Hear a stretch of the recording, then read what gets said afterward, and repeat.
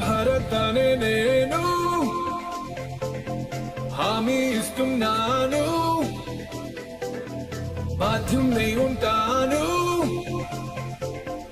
Of the people, for the people, by the people, ప్రతినిధిగా. This is me. This is me. చాలా సంతోషం.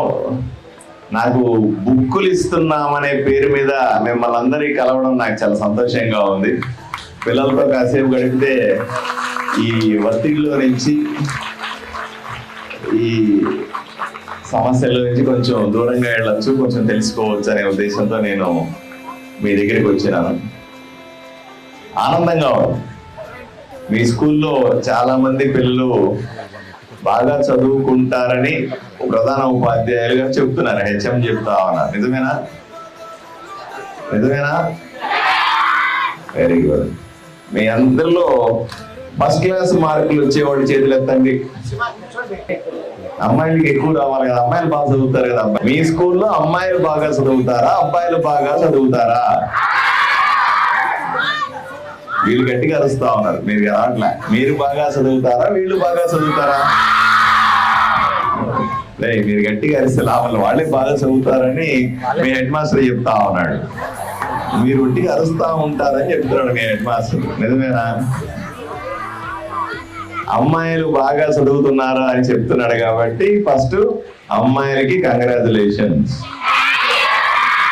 మీరు గట్టిగా అరుస్తున్నట్టుగానే ఈసారి మంచి మార్కులు మీరు తెచ్చుకుంటారు అని మీకు ఆల్ ది బెస్ట్.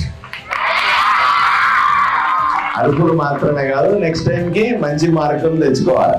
అమ్మాయిలు మరింత బాగా చేయాలి. నేను ఇక్కడ చదువుతా నాకు ఇచ్చిన రిపోర్ట్ లో టౌన్ ఫస్ట్ వచ్చిన ఒక అమ్మాయి ఉంది అని చెప్తా ఉన్నాడు హెచ్ఎం గారు నాకు ఇచ్చిన రిపోర్ట్ లో. అంటే ఈ ఊర్లో ఉన్న స్కూళ్ళల్లో అన్నిటితో పోల్చుకుంటే ఈ స్కూల్లో చదివిన విద్యార్థికి ఎక్కువ మార్కులు వచ్చినాయి అని అర్థం కదా. అమ్మాయి ఎవరో ఉందా ఇక్కడ? అబ్బాయి హరికృష్ణ ఉన్నాడా? వీళ్ళు ముగ్గురు కూడా మీ స్కూల్లోనే చదువుకొని ప్రైవేట్ స్కూళ్ళల్లో కూడా ఇట్లాంటి మార్కులు రావు. అవునా? ప్రైవేట్ స్కూల్లో పెద్ద పెద్ద టీచర్లు ఉంటారు, ఎక్కువ మంది టీచర్లు ఉంటారు, క్లాస్ రూమ్ ఉంటాయి, ఫ్యాన్లీస్ ఉంటారు, అది ఉంటారు, ఇది ఉంటారు అని చెప్తాం కదా. ఆ స్కూళ్ళల్లో కూడా ఈ పిల్లలు ఈ ముగ్గురికి వచ్చినన్ని మార్కులు రావు. మీ మధ్యలోనే కూర్చొని మీ స్కూల్లోనే ఇన్ని మార్కులు తీసుకొని వచ్చినారంటే వీళ్ళకందరికీ కూడా గట్టిగా క్లాప్స్ కొట్టండి ఒకసారి.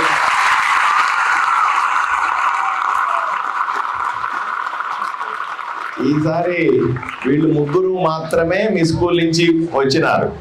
నెక్స్ట్ టైం కనీసం మళ్ళీ ఊర్లో అందరితో పోల్చుకుంటే ఎక్కువ మార్కులు వచ్చి ఇట్లా స్టేజ్ మీద మనము మెడల్స్ ఇచ్చే వాళ్ళలో కనీసం అమ్మాయిలు ఒక 10 మంది, అబ్బాయిలు 10 మంది ఉంటారా?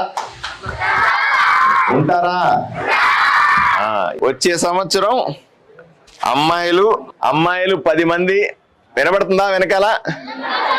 అబ్బాయిలు ఒక 10 మంది ఇలా మెడల్స్ తీసుకోవాలి. సరేనా? బాగా చదువుకోవాలి. ఇప్పుడు వీళ్ళకి medals ఇద్దామా?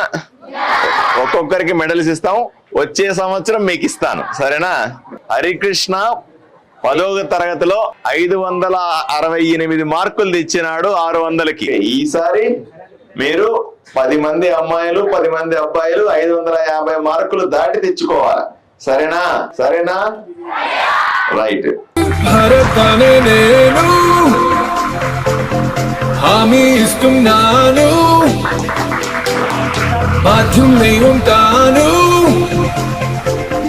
Of the people, for the people, by the people, ప్రతినిధిగా. This is me. మీకు బుక్స్, బ్యాగులు, మీకు అవసరమైనటువంటి వస్తువులు ఇచ్చేటువంటి కార్యక్రమం. పిల్లలు మీరు అర్థం చేసుకోవాలి. చాలా మందికి అపోహ ఉంది, ప్రైవేట్ స్కూళ్ళల్లో చదివితే బ్రహ్మాండంగా చదువు వస్తుందని, ప్రభుత్వ బడుల్లో చదివితే చదువు రాదని అనే భావనలో ఉంటుంది. మీకు ఒక్క విషయం పిల్లలందరికీ చెప్పాలి. నేను మీలాగానే ప్రభుత్వ బడిలో కింద కూర్చొనే చదువుకున్నాను. అర్థమైందా? చదువుకున్న తర్వాత నేను మీలాగే మంచి మార్కులు తెచ్చుకున్నాను. నేను డాక్టర్ని అయినాను. డాక్టర్ని అయిపోయిన తర్వాత హాస్పిటల్ పెట్టినాను. తర్వాత ఈరోజు నేనేమైనాను? ఎమ్మెల్యే అయినాను. అంటే స్కూల్లో ప్రభుత్వ పాఠశాలల్లో చదువుకునే బిడ్డలు కూడా గొప్పవాళ్ళు అవుతారని నమ్ముతారా మీరు? ఎట్టి పరిస్థితుల్లో ఈ ఊరిలో ఉన్నటువంటి తల్లిదండ్రులు కూడా ఆలోచన చేయాలి. ఈ ఊరిలో ఉన్నటువంటి మిగతా ప్రజలందరూ కూడా ఆలోచన చేయాలి. ప్రభుత్వ బడుల్లో మంచి చదువు రాదనేది అబద్ధం. ప్రభుత్వ బడుల్లో చదివిన వాళ్ళందరూ కూడా గొప్పవాళ్ళు అవుతారన్న విషయాన్ని మీకు అందరికీ తెలియజేస్తా ఉన్న ప్రజలు కూడా అర్థం చేసుకోవాల్సిన అవసరం ఉంది. ఇక రెండో విషయం, ప్రైవేట్ స్కూళ్ళల్లో మనం బుక్కులు కొనుక్కోవాలి, మనం బ్యాగ్ కొనుక్కోవాలి, మనం సాక్సులు కొనుక్కోవాలి, మనం యూనిఫామ్ కొనుక్కోవాలి.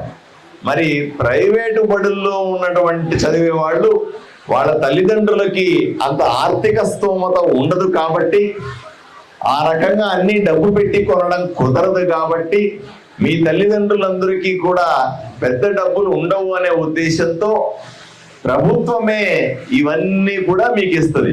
మీకు బ్యాగ్ ఇస్తుంది, బుక్కులు ఇస్తుంది, టెక్స్ట్ బుక్లు కూడా ఇస్తారు కదండి. టెక్స్ట్ బుక్లు ఇస్తారు, ఇంకోటి కానీ సాక్సులు యూనిఫాములతో సహా అన్ని ఇస్తారు. ఈ ఊరిలో ప్రతి ఒక్కరికి కూడా, ప్రతి ఒక్క బిడ్డకు కూడా ఇవన్నీ అందే ఏర్పాట్లు ఆఫీసర్ల ద్వారా, ఎంఈఓల ద్వారా నేను తప్పనిసరిగా చేస్తానని మీకు అందరికీ హామీ ఇస్తాను. పొరపాటున ఎక్కడన్నా తక్కువ వస్తే, ఎక్కడన్నా ఇబ్బంది వస్తే దయచేసి మీరు నా దృష్టికి తీసుకురండి. నేను ప్రభుత్వంతో మాట్లాడతాను. అవసరమైతే కొంతమంది దాతలతో కూడా మాట్లాడి మీకు అవసరమైన సదుపాయాలు ఏర్పాటు చేసే బాధ్యత నేను తీసుకుంటానని ఆఫీసర్లకి, ఎంఈఓల గారికి చెప్తా ఉన్నాను. ఇక రెండో విషయం, ఇక్కడ మనం అప్రిషియేట్ చేయాల్సిన అంశాలు కూడా ఉన్నాయి. కేవలం 900 మంది విద్యార్థులని 4 టీచర్లు మాత్రమే పాఠాలు చెప్పి ఇంత మంచి ఫలితాలు తీసుకొని వచ్చినారు. ఇది ఎంత గొప్ప విషయమో ఒక్కసారి మీ టీచర్లందరికీ చప్పట్లు కొట్టాల్సిందిగా మిమ్మల్ని కోరుతా ఉన్నా. ఎందుకంటే నాకు రమేష్ నాయుడు గారు వ్యక్తిగతంగా తెలుసు. రమేష్ నాయుడు గారు తన సొంత డబ్బులు కూడా ఖర్చు పెట్టుకుని పిల్లలకు అవసరమైనప్పుడు బయట నుంచి టీచర్లను తీసుకొని వచ్చి ఏదో విధంగా ఈ స్కూల్ని అభివృద్ధి చేసి బిడ్డలే నా జీవితం, వీళ్ళ భవిష్యత్తు చూడటమే నా జీవితాశయమైన బతుకుతున్నటువంటి రమేష్ నాయుడు గారిని ప్రత్యేకంగా నేను అభినందిస్తా ఉన్నాను. అయ్యా, రమేష్ నాయుడు గారికి నేను ఆయన్ని సన్మానించాల్సిన అవసరం కూడా ఉంది. ఇది నా వ్యక్తిగతం.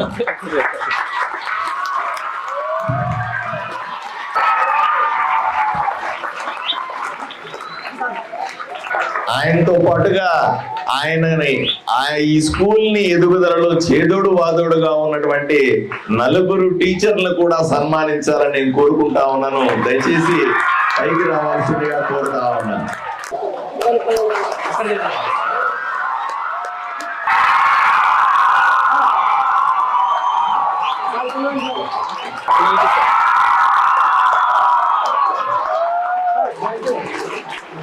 ఎందుకంటే మనం కేవలం పద్యాల్లో చదివితే సరిపోదు కదా. గురు బ్రహ్మ, గురు విష్ణు, గురుదేవు మహేశ్వర అని కేవలం పద్యాలు పాడితే సరిపోదు. మన గురువుల్ని మనం గౌరవించుకున్న రోజునే మనకు మంచి భవిష్యత్తు ఉంటుందని మీరందరూ కూడా నమ్మాలి. ఒకప్పుడు నేను ఎందుకు ఈ విషయం చెప్తా ఉన్నానంటే, మా నాన్న ఓ టీచర్, చిన్న టీచర్ కొడుగా పుట్టిన నేను ఈరోజు ఈ స్థాయికి రావడానికి మా నాన్నగారు పెట్టినటువంటి భిక్ష, మా నాన్నగారు పెట్టినటువంటి చదువు, వీటి ద్వారానే నేను ఈ స్థాయికి రాగలిగినాను. కాబట్టి ఎప్పుడు గుర్తు పెట్టుకోండి, గురువుని గౌరవించడం, తల్లిదండ్రులను ప్రేమించడం, ఇవి తప్పనిసరిగా ప్రతి ఒక్కరు కూడా అలవాటు చేసుకోవాలని మిమ్మల్ని అందరినీ కూడా నేను కోరుతా ఉన్నాను. ఇదే సందర్భం నలుగురు టీచర్. మీరు ఆలోచన చేయండి, ప్రైవేట్ స్కూళ్ళల్లో ప్రతి 40 మందికి ఒక టీచర్ ఉంటారా? వాళ్ళకి సపరేట్ క్లాస్ రూమ్ ఉంటాయి, ఫ్యాన్లు ఉంటాయి, అవన్నీ ఉంటాయి.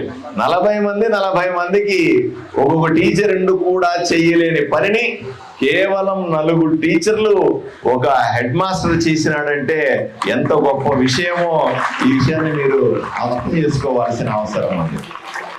ఏది ఏమైనా ఎంఈఓ గారికి నేను హామీ ఇస్తా ఉన్నా, అయ్యా ఈ 4 టీచర్లే అంటున్నారు, వీళ్ళని అదనంగా ఎలా చేస్తారో మీరు నాకు సలహాలు ఇవ్వండి, నాకు గైడ్ చేయండి. అవసరమైన మేరకు టీచర్లు ప్రొక్యూర్ చేసుకొని అన్ని స్కూళ్ళల్లో టీచర్ల సమస్యను తీర్చే విధంగా మనం ప్రత్యేకంగా ఒక ప్రణాళిక ఏర్పాటు చేసుకుని, ఎందుకంటే ఈ స్కూల్లో ఉన్న టీచర్ల సమస్య మిగతా స్కూళ్ళల్లో కూడా ఉంటుందని నేను అనుకుంటా ఉన్నాను.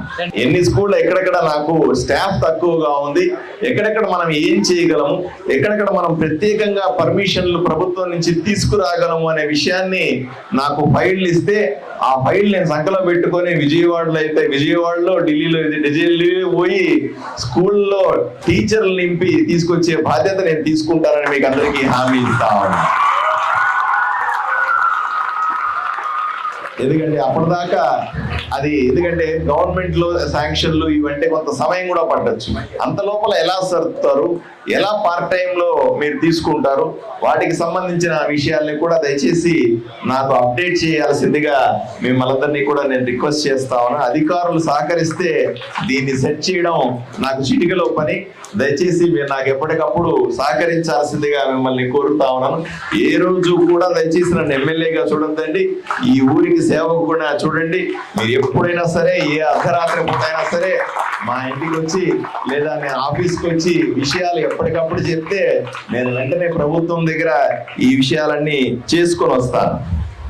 పిల్లలకు కూడా చెప్పేది ఒకటే, మీకు ఇవన్నీ కూడా ప్రభుత్వాలు ఇస్తున్నాయి. ప్రభుత్వాలు నడిపేది 2. ఒకరు నరేంద్ర మోదీ గారు. నరేంద్ర మోదీ గారు ఎవరు?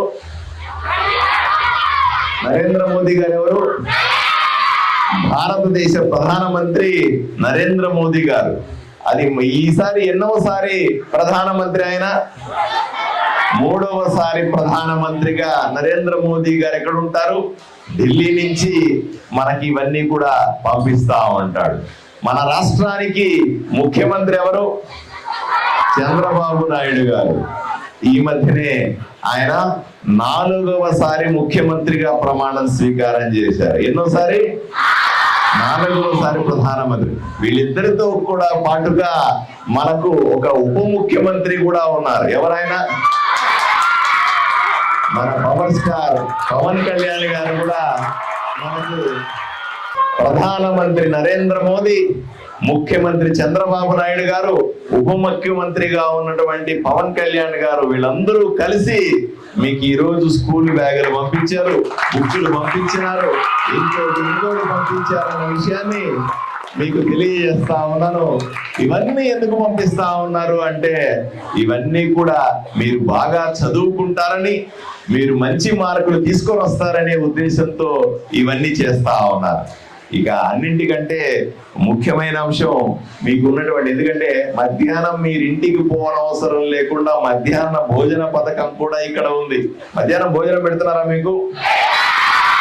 దాంట్లో నాణ్యత కూడా ఉండేలాగా, నిన్న మొన్నటి దాకా మీ సరైన భోజనం పెట్టట్లేదు. ఆ గోడ మీద రాసి ఉన్నారు, సోమవారం ఏం భోజనం పెట్టాలా, మంగళవారం కర్రీ ఏమి ఉండాలి, బుధవారం ఏమి చెక్కులు ఉండాలా, అన్ని గోడ మీద రాస్తుంది. అది గోడ మీద మాత్రమే ఉంది. నిజంగా ఉందో లేదో కూడా నేను ఏదో ఒక సర్ప్రైజ్ గా వచ్చి చెక్ చేసుకుంటానని మీకు అందరికి చెప్తా ఉన్నాను. మీ అందరికీ మంచి భోజనం మధ్యాహ్నం పెట్టి ఏర్పాట్లు బ్రహ్మాండంగా అవసరమైతే మంచి భోజనం తెచ్చి ఏర్పాట్లు చేస్తాను. వీలైతే మరిన్ని దాతలు తీసుకొని వచ్చి దాతలందరినీ కూడా ఒక్కొక్కరిని, నేను ఇంకొక అంశం కూడా అనుకుంటా ఉన్నాను, నాకు ఇప్పుడే ఆలోచన వస్తా ఉంది. ఎంఈఓ గారు చెప్తా ఉన్నారు 28 హై స్కూళ్ళు ఉన్నాయని చెప్తా ఉన్నారు. 28 హై స్కూళ్ళని నేను ఊర్లో చాలా మంది ధనవంతులు ఉన్నారని చెప్పుకుంటారు. నా దగ్గరకు వచ్చి పెద్ద పెద్ద దండలు వేస్తారు, పెద్ద పెద్ద శాలువలు కప్పుతారు, పెద్ద పెద్ద స్వీట్లు బాక్సులు ఇస్తారని. నేను తప్పనిసరిగా ఊర్లో కనీసం ఒక 50 20 మంది కొంచెం డబ్బులున్న వాళ్ళని ఐడెంటిఫై చేసి ఒక్కొక్క స్కూల్ ని ఒక్కొక్కరు అడాప్ట్ చేసుకోండి, మీరు దత్తం తీసుకోండి అని వాళ్ళని ఒప్పించే ప్రయత్నం చేస్తాను. తప్పనిసరిగా అయ్యా మీరు ఎక్కడో కొడుకు బర్త్డేల కోసమో విహారయాత్రల కోసమో ఇంకో చోటుకో పోయి డబ్బులు ఖర్చు పెట్టే బదులు దయచేసి మీ కుటుంబానికి ఉన్న డబ్బుల్ని ఒక్కొక్క స్కూల్ ని మీరు దత్తత తీసుకోవడం ద్వారా బిడ్డల్ని చదివించుకొని ఆ పుణ్యాన్ని కట్టుకోమని ఈ ఊర్లో ఉన్న పెద్దలు కొంతమందిని ఒప్పించగలనే నమ్మకం నాకుంది. తప్పనిసరిగా హెచ్ఎం గారిని దృష్టిలో పెట్టుకొని ఎంఈఓ గారిని కానీ మిగతా అందరినీ కూడా అధికారులందరినీ కూడా దృష్టిలో పెట్టుకొని వీళ్ళందరితో నేను కోఆర్డినేట్ చేసుకొని మీకు మంచి వసతులు కల్పించే బాధ్యత నాది. ఇది నేను మీకు మాత్రమే చెప్పట్లేదు, ఈ ఊర్లో ఉన్నటువంటి నియోజకవర్గంలో ఉన్నటువంటి 28 స్కూళ్ళలో ఉన్న విద్యార్థులకు చెప్తా ఉన్నా, మీకు అందరికీ కూడా వసతులు కల్పిస్తాను. మరి మీరేం చేయాలి? మీరు బ్రహ్మాండమైన మెడల్స్ సంపాదించాలి. కేవలం చదువుకొని పాస్ అవుతానంటే కుదరదు, కేవలం చదువుకుంటాను ఏదో ఉతుతిగా పాస్ అయిపోతానంటే కుదరదు, గ్రేస్ మార్కులు వేసుకొని పాస్ అవుతానంటే కుదరదు. తప్పనిసరిగా మీరందరూ కూడా మెడల్స్ వచ్చే విధంగా చదువుతారని, మెడల్స్ వచ్చే విధంగా మీరంతా కష్టపడి చదువు తప్ప ఇంకేమీ మీరు చేయడానికి వీల్లేదు. మీరు చదువుకోవడానికి ఆ కష్టం వచ్చినా సరే ఆ కష్టాన్ని తీర్చే బాధ్యత నేను తీసుకుంటాను. కాబట్టి చదువు తప్ప మీకు ఇంకా ఏ ఇబ్బంది ఉండకూడదని ఇదే సందర్భంలో కొంతమంది తల్లిదండ్రులు కూడా ఉన్నారు ఇక్కడ, వాళ్ళందరికీ చేతులెత్తి వేడుకుంటా ఉన్నాను. అయ్యా మీకు ఎన్ని కష్టాలున్నా, ఎన్ని నష్టాలున్నా, ఎన్ని ఇబ్బందులు వచ్చినా సరే దయచేసి పిల్లల చదువును డిస్టర్బ్ చేయకండి. పిల్లల చదువుకి ఇబ్బంది లేకుండా చూడాల్సిందిగా ఆదోని నియోజకవర్గంలో ఉన్న తల్లిదండ్రులందరికీ కూడా చేతులెత్తి వేడుకుంటా ఉన్నాను. బిడ్డలు చదవాలి, బిడ్డలు ఉంటే స్కూల్లో ఉండాలి, గ్రౌండ్ లో ఉండాలి. ఈ రెండే వసతులు తప్ప ఇంకెక్కడా ఉండదు. చదువుకున్నంత సేపు బిడ్డలు చదువుకోవాలి, ఆడుకోవాలంటే గ్రౌండ్లు ఏర్పాటు చేస్తాం, గ్రౌండ్ లో పోయి ఆడుకోవాలి. మీ బిడ్డలు సంతోషంగా ఉండాలి, గొప్పగా ఎదగాలంటే ఆదోని నియోజకవర్గంలో ఉన్నటువంటి తల్లిదండ్రులు కొందరు కూడా దయచేసి సహకరించాల్సిందిగా కోరుతా ఉన్నాం. మీకేమైనా కష్టాలుంటే మీరు చూసుకోండి. ఇంట్లో పెద్ద ఎవరికి కష్టాలు ఉన్నాయి, మా ఇంట్లో కష్టం ఉంది కదా అని బిడ్డను బడికి పంపించను, మా ఇంట్లో కష్టం ఉంది కదా అని బిడ్డని పనికి పంపిస్తాను, మా ఇంట్లో కష్టం ఉంది కదా అని బిడ్డకి చదువు మానిపిస్తానంటే నేను ఊరుకోనని తల్లిదండ్రులకి అందరికీ గట్టిగా హెచ్చరిస్తా ఉన్నాను. మీకేదైనా నియోజకవర్గంలో ప్రజలకు ఏదైనా కష్టాలుంటే వచ్చి నాకు చెప్పండి. మీకేదైనా ప్రభుత్వం వైపు నుంచి చేయాల్సి వస్తే తప్పనిసరిగా నేను చేస్తాను. అంతేగాని బిడ్డలని చదువు మానిపించి పనులకు పంపించడం, చదువు మానిపించి ఇంట్లో కూర్చోబెట్టడం, డబ్బులు లేవు కదా అని పిల్లలకి నేను స్కూల్ పంపించడం అంటే అది కుదరదు అన్న విషయాన్ని తెలియజేస్తాను. దీని మీద ప్రత్యేకంగా డ్రైవ్ చేద్దాం సార్. మీరు అధికారులు కూడా దయచేసి దీని మీద స్పెషల్ డ్రైవ్ చేసి ఎవరన్నా అలాంటి పరిస్థితులు ఉంటే వెంటనే నా దృష్టికి తీసుకురావాల్సిందిగా మిమ్మల్ని కూడా కోరుతా ఉన్నాను. కంగారు పడాల్సిన అవసరం లేదు అని మీకు అందరికీ తెలియజేస్తూ, తమ్ముళ్ళారా చెల్లెళ్ళారా మీరందరూ కూడా పూర్తిగా చదువు మీద ధ్యాస పెట్టాలని కోరుకుంటూ ఇక్కడ ఉన్న తల్లిదండ్రులకు, వాళ్ళ ఊర్లో ఉన్న పెద్దలకందరికీ, పత్రికా విలేకరులకందరికీ చేతులెత్తి మొక్కుతూ సెలవు తీసుకుంటాను. నమస్కారం.